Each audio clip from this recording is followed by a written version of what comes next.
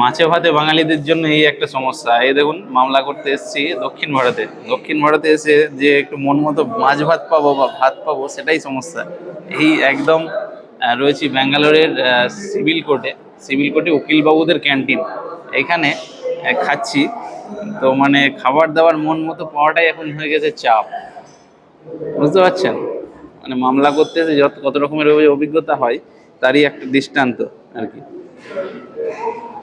খাবারে দেখুন, মানে ভাষা তো সমস্যা, না ইংরাজি বুঝছে না হিন্দি বুঝছে, খুবই সমস্যা। কর্ণাটক। এই যে খাবার দাবার কি দিয়েছে একটু দেখাও ভালো করে, কি সব দিয়েছে খাবার দাবার। একটা লুচি আছে, ভাত আছে অন্যরকম চালের, তার সাথে এই যে রায়তা মতো একটা আছে। কাছে নিয়ে আসো। এই যে একটা রায়তা মতো আছে, এটা একটা তরকারি রয়েছে, একটা এখানে অন্য টাইপের সাম্বার টাইপের আছে কিছু একটা, এখানে একটা সাম্বারের ভাইরা ভাই আছে একটা কিছু একটা। এইখানে একটা টক জাতীয় যা কিছু আছে, আর এখানে একটা সাবুদানার মতো কিছু আছে একটা, দেখো। এই যে এই যে বিভিন্ন রকমের খাবার, মানে এই খেয়ে বেঁচে থাকতে হবে এখন। মাছে ভাতে বাঙালি, মানে এইগুলো পেট। আর কর্ণাটক কেন এটার নাম, এটা হচ্ছে ব্যাপার, মানে সব কিছুতেই টক, মানে সব খাবারের টক।